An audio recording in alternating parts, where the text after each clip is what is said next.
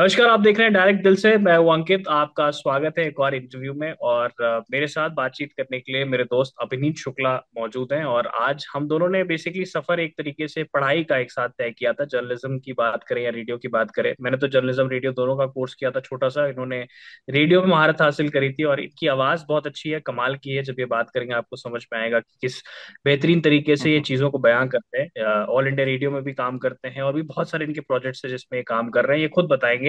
अमित भाई, thank you for joining. और छोटा सा इंटरव्यू है, कुछ थैंक यू। कोशिश करेंगे निकालने की, ताकि जो वॉइस आर्टिस्ट हैं या फिर जो रेडियो में करियर बनाना चाहते हैं वो कुछ सीख पाए। बिल्कुल बिल्कुल। तो पहला सवाल थैंक यू यह है सो कि मच। टेल अस अबाउट कि कैसे आए इस फील्ड में, क्यों इंटरेस्ट आया रेडियो में, और इससे पहले क्या करते थे? रेडियो सीखने से पहले, स्पोर्ट्स को परस्यू करने से पहले क्या करते थे? ये इंटरेस्टिंग है क्योंकि मैंने इकोनॉमिक्स ऑनर्स किया था डीयू से। हम्म। और उसके बाद ये हुआ कि नॉर्मली एक मिडिल क्लास में यही होता है यार, सरकारी जॉब कर लो, सरकारी जॉब का वो रहता है। और पापा मेरे एसबीआई में थे, बैंक में थे, तो उनका हमेशा से रहता था कि पीओ का कर लेना चाहिए। तो हम्म। मेरा नहीं इंटरेस्ट था, लेकिन क्योंकि इकोनॉमिक्स का था और कहीं वो जुड़ा हुआ है, वो इकोनॉमिक्स और बैंकिंग सब कुछ और रीजनिंग, और मुझे सब में इंटरेस्ट था, तो हुआ कि चलो यार कुछ जॉब, या क्योंकि मैं साउथ कैंपस में था और डीयू में सब, आप कितनी भी अच्छी पढ़ाई कर लो, ये एक डिस्क्रिमिनेशन रहता है, नॉर्थ कैंपस में अलग वो रहता है और साउथ में उतना नहीं रहता। तो जब कुछ नहीं हुआ तो ठीक है यार, ये कर लेते हैं। तो रीजनिंग और इस सब का बहुत अच्छा आता है बैंक में, तो मेरा उसमें इंटरेस्ट था। तो हम्म। करने लग गया। 2 ढाई महीने की कोचिंग ली, क्योंकि शॉर्ट ट्रिक्स और ये सब बताने के लिए वही सब अच्छी होती है। हम्म। तो हो गया, मतलब मैंने पहला पेपर दिया 2.5 3 महीने कोचिंग के बाद, और मुझे लगा कि ये मेरा होना नहीं है, क्योंकि बहुत हम्म। टफ पेपर आया था। हम्म। और इसके बाद मेरा ये हुआ कि मैं शुरू से मिमिक्री और इस सब में इंटरेस्ट था। तो घर में लोग ऐसे कहते रहते थे, अरे पागल हो जाओगे, ये हो जाओगे, हो जाओगे, लेकिन लगता था कि हाँ यार, कुछ करके देखना चाहिए। तो जब ये हुआ कि हम्म। कुछ नहीं होगा, तो मैंने सोचा कि एक कोर्स तो कर ही लेंगे, कम से कम पता चले कि भाई क्या होता है माइक का और इस सब का, कैसे क्या हैंडल करते हैं या क्या होता है। तो वो जो हम्म। आर के एफ एम इंस्टीट्यूट है करोल बाग में, जहाँ पे हम लोग मिले थे, तो वो मेरा हम्म। था 2013 में करने का। तो हम्म। लेकिन हुआ क्या कि फॉर्चुनेटली का या अनफॉर्चुनेटली का जो भी है, मेरा हो गया उस पेपर में, बैंक का जो मैंने पेपर दिया था हम्म। पहला वाला, हो गया था। तो हम्म। फिर वही हो गया, हो मिडिल क्लास वाला कि अरे यार सरकारी जॉब में हो गई है तो फिर क्या करोगे और कुछ करके। और ये सारी चीजें तो ये सोचते हैं यार, हॉबी है, ठीक है, पैसे कमाने के लिए तो कुछ करना पड़ेगा। तो ये बात चली कि चलो आप कर रहे हो गया इसमें, तो तुम इसी में लगो। मैंने सोचा हम्म। ठीक है, हो सकता है अगर एक बार और मेहनत की जाए। बात ये हुई कि फिर बहुत सारी चीजें थी कि डॉक्यूमेंट वेरिफिकेशन में ये हुआ कि 1 जुलाई तक रिजल्ट आना चाहिए था, मेरा 6 को आया था। तो हम्म। मुझे इंटरव्यू में नहीं बैठने दिया गया। तो हम्म। फिर बट ये हुआ कि एक बार घुस गए इस फील्ड में, तो फिर यही करते हैं। फिर मैंने एसबीआई का 21 साल में दे सकते थे पेपर, तो एसबीआई का जब निकला तो वो दिया और मेरा उसमें हो गया। ओके। हम्म। बट बैंकिंग मतलब चला गया मैं पीओ बन के, एसबीबीजे तब थी, अब एसबीआई है, state bank of Bikaner and Jaipur. तो हम्म। बहुत सारी चीजें देखी बैंकिंग में, बहुत काम भी किया, लेकिन ये पता चला कि बैंकिंग मेरे लिए है नहीं। क्योंकि वो जो एक हम्म। क्रिएटिव दिमाग रहता है, उसमें फिर आपको अलग अलग चीजें करनी या थोड़ा रिस्क लेने का वो रहता है, लेकिन बैंक में बिल्कुल अपोजिट था कि आपको एक हम्म। पेन भी नहीं उठानी है किसी दूसरे की, या किसी के पर्ची पे कुछ लिख भी नहीं देना है कि भैया ऐसे हम्म। बहुत गड़बड़ हो सकती है। और फिर आप हम्म। जा तो रहे हो 9 साढ़े 9 बजे, आ कब रहे हो ये कुछ नहीं पता है। हम्म। और हम्म। मतलब कस्टमर डीलिंग मुझे अच्छी लगती थी, लेकिन बैक एंड पे या ऊपर से फोन आ रहा है, ये नहीं हुआ, ये नहीं हुआ, ये नहीं हुआ, और बैंक में शॉर्टेज बहुत ज्यादा मैन पावर की। तो ये सब हम्म। चीजें देख के लगा यार अभी मेरे पास टाइम है, हम्म। अच्छा नहीं लग रहा है। 3.5 साल बाद मैंने रिजाइन कर दिया कि हम्म। यार नहीं, मजे नहीं आ रहे हैं, ये वही डे इन डे आउट आप लोन दे रहे हो, लोन का वो देख रहे हो, सब चीजें वही करते रहोगे, क्या मजा है। तो हम्म। फिर जब ये हुआ कि यार अच्छा, मैंने छोड़ा क्योंकि वो सब चीजें बहुत ज्यादा ज्यादा हावी हो गई थी मेरे दिमाग में, बिना प्लान बी के छोड़ा। लोगों ने वो हम्म। कहा अरे यार कुछ भी नहीं कर रहे हो, क्या क्या करोगे, कुछ तो होना चाहिए था। तो हम्म। लेकिन फिर जब छोड़ा, फिर तब हमारी लव मैरिज थी, तो मैंने शादी कर ली थी तब। ये हुआ था कि एक बार हम्म। शादी कर लेते हैं, क्योंकि सरकारी जॉब वाला रहेगा तो ठीक है भैया, सरकारी जॉब है हम्म। तो कोई कुछ कहने नहीं वाला। तो शादी कर हम्म। ली, उसके बाद छोड़ा, और उसके बाद ये हुआ कि प्लान भी है नहीं, तो करें क्या। तो हम्म। राजस्थान से फिर वापस आए इधर, इस तरफ वाइफ गुड़गांव की थी, तो हम लोग गुड़गांव वापस आए। दिल्ली में मेरा 2010 से ही था आना जाना, तो पता था कि क्या कैसे है। तो यहीं पे हम्म। आए। तो हम्म। फिर सोचा कि अब क्या किया जाए। तो फिर हम लोग बैठे थे, मैं वाइफ डिस्कस करते हैं क्या करूँ। अलग अलग अलग अलग कंपनीज ने वो किया, लेकिन एसबीआई में आने के बाद तो फिर आप नॉर्मल जगह जाओगे नहीं। फिर या तो आप हम्म। आरबीआई की तैयारी करो, और या तो सेंट्रल हम्म। बैंक में तो जाओगे नहीं। मतलब no offence to anyone connected to central bank, लेकिन एक जनरल सेंस में कि अगर आप एसबीआई में हो तो आप सिंडिकेट बैंक जब कहना उसमें नहीं जाओगे, एक बड़ा वो है। तो ये हुआ कि अब क्या किया जाए, तो प्लान बी वहां से शुरू करते हैं जहाँ पे छोड़ा था। तो मुझे वो कोर्स हम्म। करना था, तो ये होता कि अब वापस लौटते हैं, वो वाला कोर्स करो। तो हम लोग हम्म। गए करोल बाग, और फिर वहां पे हमारा मिलना हुआ। उस कोर्स में मैं एनरोल किया हमने, और फिर हम लोग मिले। वो जब जो सारी चीजें, उसके बाद आपको पता ही है। फिर वो हम्म। मेरा वाला आपने बताया सर्टिफिकेट कोर्स था, 3 महीने वाला था। हम्म। तो 3 महीने के बाद ऐसे, अब प्रसार भारती एक ही पोर्टल पे सारी चीजें डालता है। अगर उसकी हम्म। वैकेंसी कुछ होती है तो सारी, लेकिन तब क्या था, न्यूज का वो अलग डालते थे तब। अब न्यूज भी एक पोर्टल में ही डालते हैं।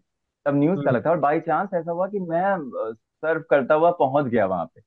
और वो हम्म। मुझे पता चला कि हाँ, न्यूज का ही निकला हुआ है इंग्लिश का, तो मैंने डाल दिया इंग्लिश और हम्म। हिंदी का। और फिर बहुत उनके 3 स्टेज होते हैं कि पहले आपका रिटर्न हुआ, फिर आपका ऑडिशन होगा, फिर आपका इंटरव्यू होगा। तो ये 3 चीजें हम्म। क्लियर करके फिर इंग्लिश वाले में हो गया।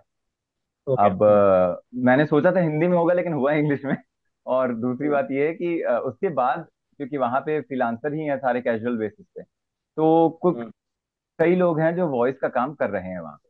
क्योंकि हम्म। डे इन डे आउट सब न्यूज तो पढ़ नहीं रहे हैं, बस कैजुअल बेसिस पे तो आपको कुछ और काम करना है। तो कई लोग हैं जो वॉइस आर्टिस्ट हैं, उनसे मुझे हम्म। कांटेक्ट मिला कि आप यहाँ यहाँ जा सकते हो। तो फिर हम्म। अलग अलग स्टूडियोज हैं, साउथ दिल्ली नोएडा में बहुत सारे स्टूडियोज हैं। हम्म। हम्म। तो उनके पास जा गया, मैं सैंपल दिया। 80-90% से कुछ कॉल नहीं आया है, कुछ भी नहीं होता। लेकिन हाँ, एक दो जगह से आया कि हाँ ठीक है भाई, नया है। और फिर दूसरा ये भी था कि वो कोविड का आ गया था टाइम, हाँ। लॉकडाउन का। हाँ। और जो पुराने हम्म। आर्टिस्ट थे वो रिलक्टेंट थे आने में स्टूडियो, क्योंकि कोविड का बड़ा ऐसा था। हम्म। तो चांस हम्म। मिल गया। ये भी एक फॉर्चुनेटली ऐसा केस हुआ कि मैंने कहा ठीक है, मेरे पास टू व्हीलर थी, उठा के चल दिया कि हाँ भी ठीक है। आकाशवाणी का पास था, कहीं पुलिस भी रोकेगी तो दिखा दिया कि हाँ ठीक है, हम जाने के लिए ऑथराइज। तो ये रिस्क लिया कि हाँ, आ सकता हूँ मैं।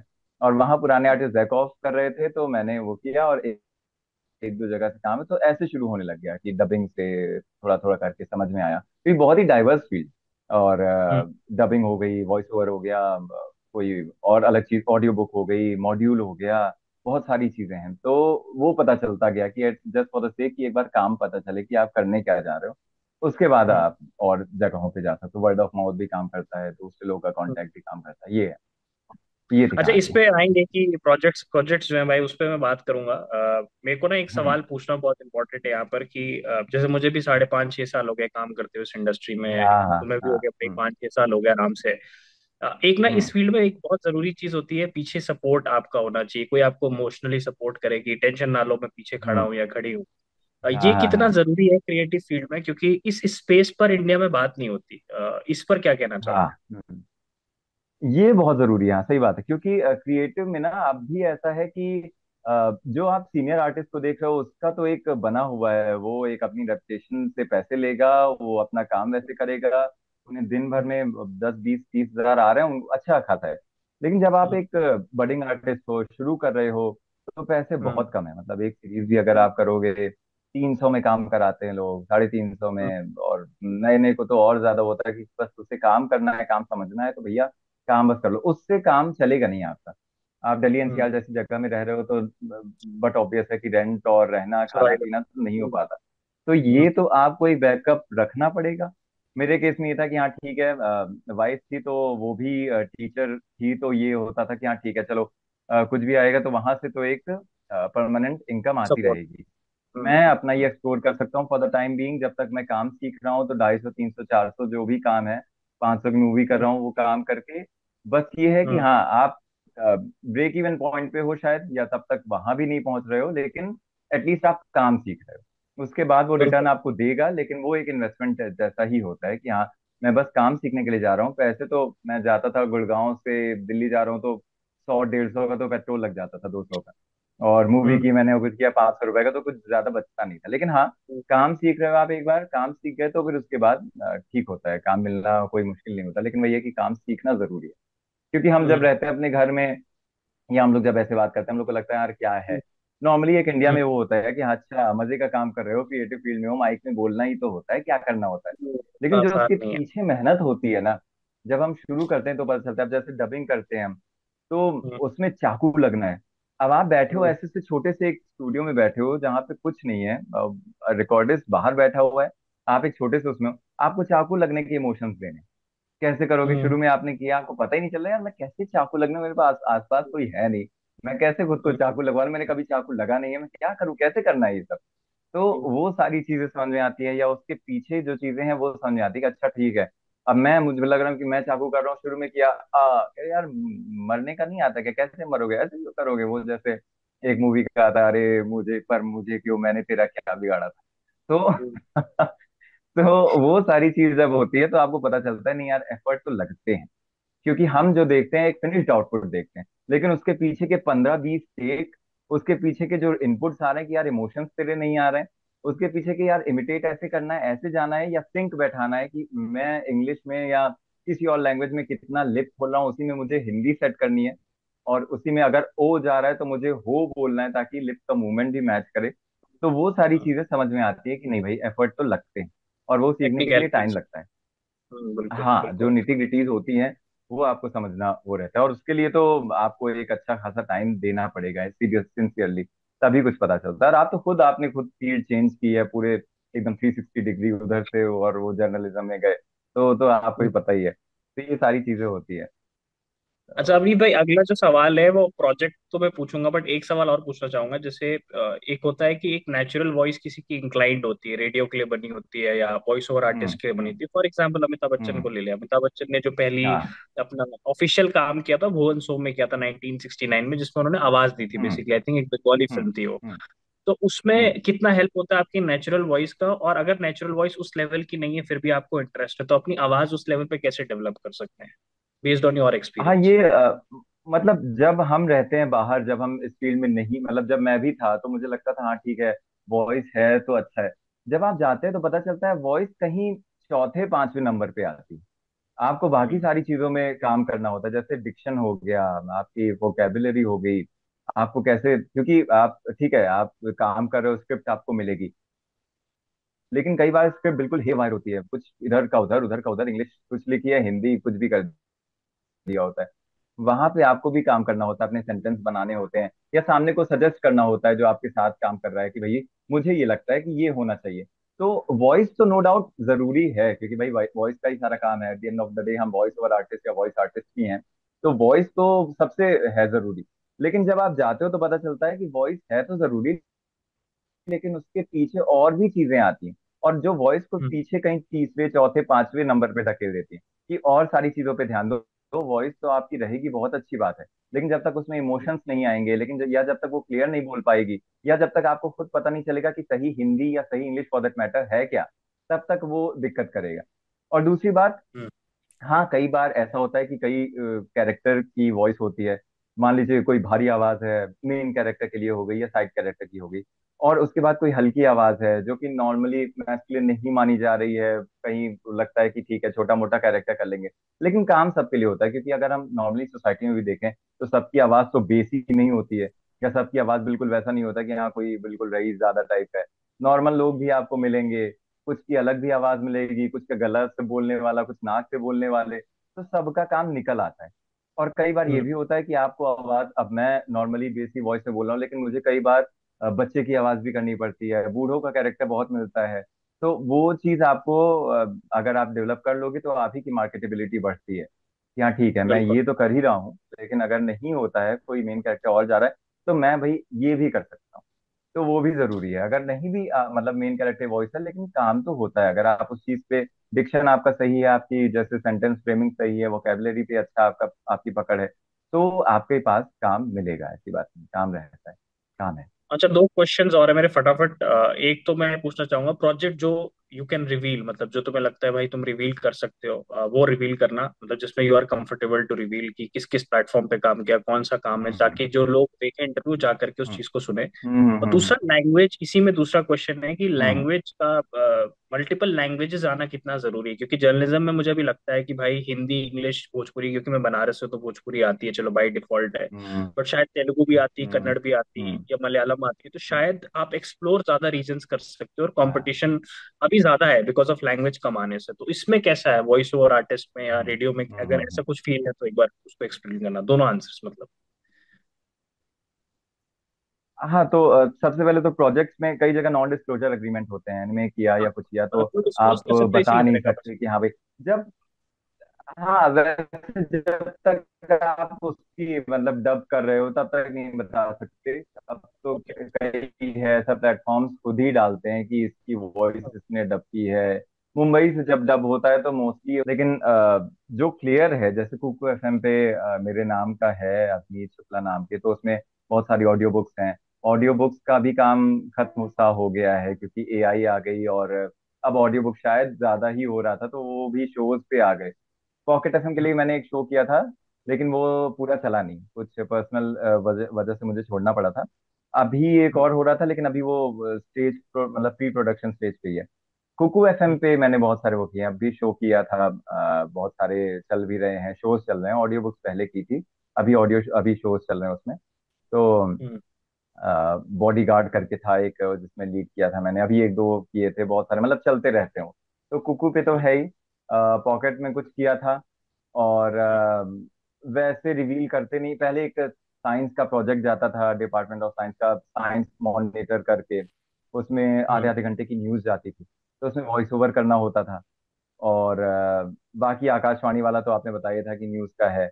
ये सारी चीजें तो आउट इन दी ओपन है कि हाँ ठीक है यहाँ पे। बाकी में वॉइस का थोड़ा सा ये हो रहता है कि यार वॉइस आर्टिस्ट को पीछे ही रखते हैं, यार ठीक है, इसका नहीं पता चलता ज्यादा। तो और दूसरी चीज भाषा, आपने जो बोली थी, भाषा, लैंग्वेजेस, हाँ हाँ लैंग्वेज, भाषा। लैंग्वेज। भाषा वाली बात भी जरूरी है क्योंकि मुझे भी कई बार लगता है, मतलब जैसे कि बहुत आर्टिस्ट है मेरी जान पहचान के भी, तो जो तीन भाषाओं में करते हैं, इंग्लिश हिंदी, मतलब हिंदी के साथ में अगर कोई कर रहा है तो इंग्लिश 50-60% लोग करते ही करते हैं। कुछ लोग हैं जो नहीं करते कि हाँ ठीक है हिंदी में ही ज्यादा है, इंग्लिश नहीं करते, लेकिन उनके पास भी कोई ना कोई भाषा, जैसे आपने कहा कि भोजपुरी या नॉर्मल डायलेक्ट कोई है तो उसका भी काम मिल जाता है कभी कभार। लेकिन हाँ जो कॉन्स्टिट्यूशनली रिकॉग्नाइज्ड भाषाएं हैं, जो 22 हैं, या कुछ जैसे कुछ भाषाएं हैं जो बाहर की हैं और कम सुनी हुई, जैसे टैगलॉग एक है, उसके भी काम यहाँ पे होता है।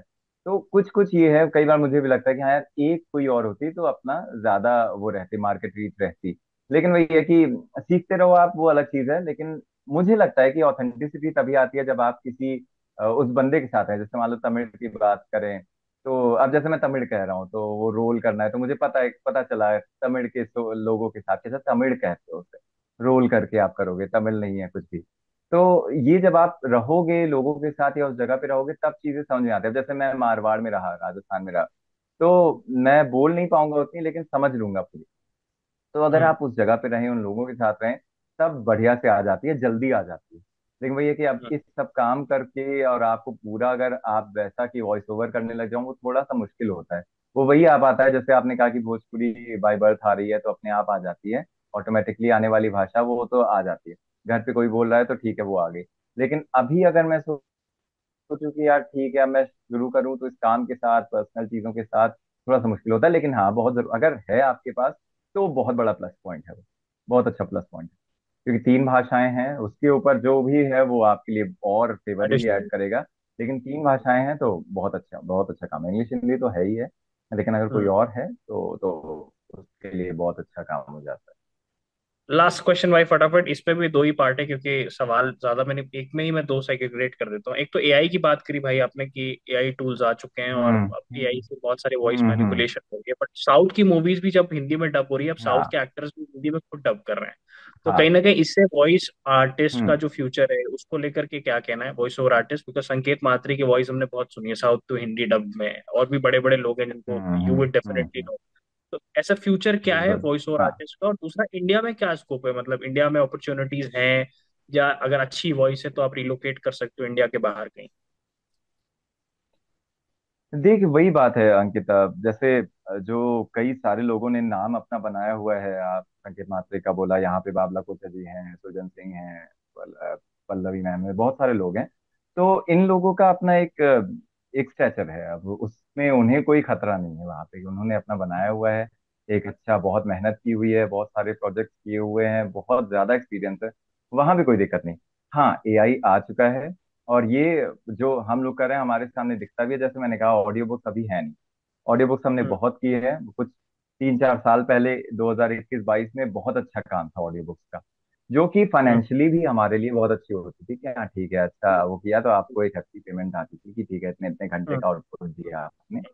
और कुछ कुछ चीजें और थी, जैसे आप ये सुनते हो, आईवीआर सुनते हो कि अ, इससे बात करने के लिए एक दबाएं, हिंदी में जारी रखने के हाँ। लिए दो दबाएं। हम्म। तो वो हम्म। आईवीआर कहते थे। वो सबसे बेसिक पैसे पे करता था, 500 या ऐसे वो होता, लेकिन हाँ वो भी आता था। वो भी नहीं है, वो अब एआई को चला गया। मॉड्यूल्स होते हैं, जैसे ट्रेनिंग मॉड्यूल्स की, इसमें आपका स्वागत है, हम आज ये चीजें सीखेंगे, या इस ट्रेनिंग के हम्म। में आपका ये एजेंडा है, और इस ट्रेनिंग को पे का पार्ट बनने के लिए, भाग लेने के लिए धन्यवाद। ये सारे जो मॉड्यूल होते थे, कहीं पे आप जाते थे तो ये सारी हम्म। चीजें एआई को गई हैं। तो दो तीन चीजें तो हैं जो साफ साफ दिख रही हैं कि हाँ एआई को गई हैं, और हम्म। काम कम हुआ है। लेकिन हम्म। अभी क्या है कि इमोशंस में, थोड़ा सा इमोशंस में अभी एआई नहीं आया, जो कि काम चल रहा है। ये भी है कि हाँ, पीछे काम चल ही रहा है। जो भी हैं इन सबसे जुड़े हुए, वो काम तो कर रहे हैं। तो फ्यूचर थोड़ा सा अनसर्टेन है, क्योंकि हम्म। अगर, क्योंकि हम भी जान रहे हैं और सब जान रहे हैं कि हाँ फ्यूचर इसमें भी काम होगा ही। इमोशंस अगर रह रहे हैं तो उन्हें पता है कि यहाँ पे भी आना है, होगा, लेकिन हम्म। समवेयर डाउन द लाइन काम तो कुछ तो रहेगा ही। कुछ होंगे क्लाइंट, मतलब बहुत सारे हैं, ऐसा नहीं है कि सारे ऑडियो बुक के प्लेटफॉर्म्स चले गए हैं। कुछ हैं, ऑडिबल है, या कुछ है जो कहते हैं कि हाँ, जो आज भी कह रहे हैं कि भाई हम ही लोगों से वॉइस आर्टिस्ट से ही करवाएंगे। तो कुछ प्लेटफॉर्म्स हैं, कुछ क्लाइंट्स हैं जिन्हें चाहिए कि हाँ भाई, एक नॉर्मल ह्यूमन वॉइस ही चाहिए हमें, एआई वैसी से ऑटोमेटेड वॉइस नहीं चाहिए। और वो शायद रहेगा। और हम्म। कहीं ना कहीं पे लगता है कि थोड़ा तो स्कोप रहेगा ये चीज। लेकिन हाँ, अगर कोई काम आ रहा है या कोई क्लाइंट दे रहा है, अब दिल्ली में कम से कम अच्छे आर्टिस्टों का, मैं कहता हूँ 100 लोगों, 100 आर्टिस्ट का पूल तो कम से कम हो गए। आप किस नंबर पे आएंगे अगर कोई प्रोजेक्ट या कोई क्लाइंट कहेगा कि मुझे ये चाहिए, ह्यूमन वॉइस चाहिए? तो आपको कब प्रेफर किया जाएगा, या आपके पास कब काम आएगा? जब एआई हावी हो जाएगी, जब एआई का काम ज्यादा हो जाएगा, तब। ये अनसर्टेन है, इसका नहीं पता। तो ये है कि एआई तो अभी आ चुकी है, और हम्म। आएगी। ये तो पक्की हम्म। बात है कि हाँ आएगी। लेकिन अगर आपने टाइम दिया है तो मतलब इतना भी ऐसा भी नहीं हो जाएगा कि बिल्कुल ही काम खत्म हो जाएगा। कम हम्म। हुआ है काम, नो डाउट कम हुआ है। लेकिन जिन्होंने अपना इतना लंबा टाइम दिया, उनके लिए कुछ ऐसा नहीं है। जो मिड लेवल पे हैं या जो स्टार्टिंग लेवल पे हैं, उनके लिए ये दिख रहा है कि हाँ ठीक है भाई है। तो अगर कोई काम करना शुरू कर रहा है तो उसको काम तो मिलेगा एटलीस्ट, हम्म। और आगे 2-3 या 5 साल के लिए तो दिख रहा है कि हाँ कुछ तो काम आता रहेगा। बिल्कुल बिल्कुल बिल्कुल। खत्म नहीं हो जाएगा।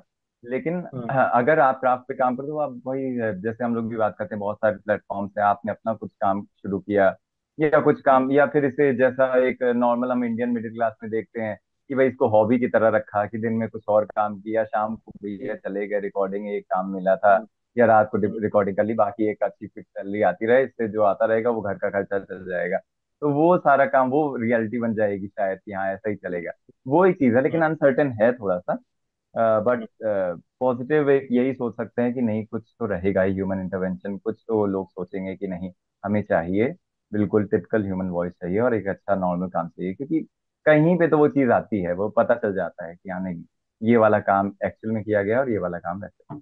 तो होना चाहिए, और कहीं ना इंडिया कहीं तो इंडिया काम में क्या मिलते रहना फ्यूचर है? चाहिए अगर। इंडिया इंडिया का क्या सीन सिनारियो अभी? इंडिया में वही वही मैं कह रहा हूँ कि एआई यहाँ पे भी कोई कम तो है नहीं, मतलब क्योंकि हम्म। इंडिया भी अभी ये डीप सीक और इस सब के बाद में इंडिया में भी ये हो रहा है कि भाई अपना एआई प्लेटफॉर्म लाओ और सब कुछ करो।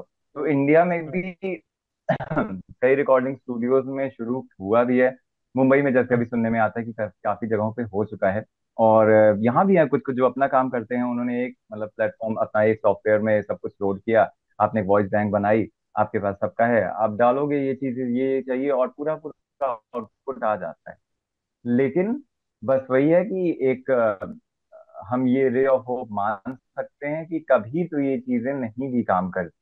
कभी तो आपको लगता है कि नहीं नहीं यार, वो चीज नहीं आ रही, क्योंकि हम भी अभी जैसे क्लाइंट के लिए काम करते हैं, तो बीच में 3-4-5 क्लाइंट होते हैं। कहीं से क्लियर हुआ, दूसरे से ज्यादा नहीं, नहीं यार यहाँ पे एम्फेसिस जाना चाहिए, यहाँ नहीं आ रहा, या ये हमें फास्ट है। अभी जैसे मैं पॉकेट का बता रहा था, तो दो मैंने जैसे काम किए पॉकेट में। एक में चाहिए था कि नरेटर का जो चाहिए हमें एक्सप्रेशन चाहिए, और अभी एक जो हमने जो काम शुरू होने वाला था उसमें नरेटर का एक्सप्रेशन नहीं चाहिए, प्लेन चाहिए। हम्म। तो क्लाइंट के हम्म। हिसाब से अलग अलग चीजें चाहिए होती हैं, कभी उसको चाहिए कि ऐसा ऐसा ऐसा। तो जो बहुत ही टिपिकल क्लाइंट होगा कि भाई इसको मुझे ऐसा चाहिए, बिल्कुल परफेक्शनिस्ट टाइप का चाहिए, वहां तो आपको आना पड़ेगा वहां।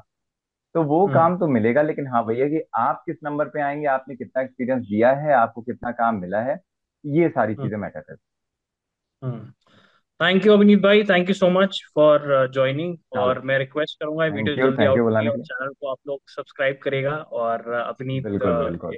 Wonderful voice artist, wonderful wonderful human being and wonderful कलाकार। और मजा आएगा जब ये इंटरव्यू आउट अच्छा होगा लगा आप लोगों को आपसे देख। बहुत दिनों बाद आराम से बात करके, नहीं तो ऐसा टाइम मिलता नहीं है ना कि कभी आराम से बात करें। नहीं नहीं भाई, थैंक यू भाई, थैंक यू सो मच।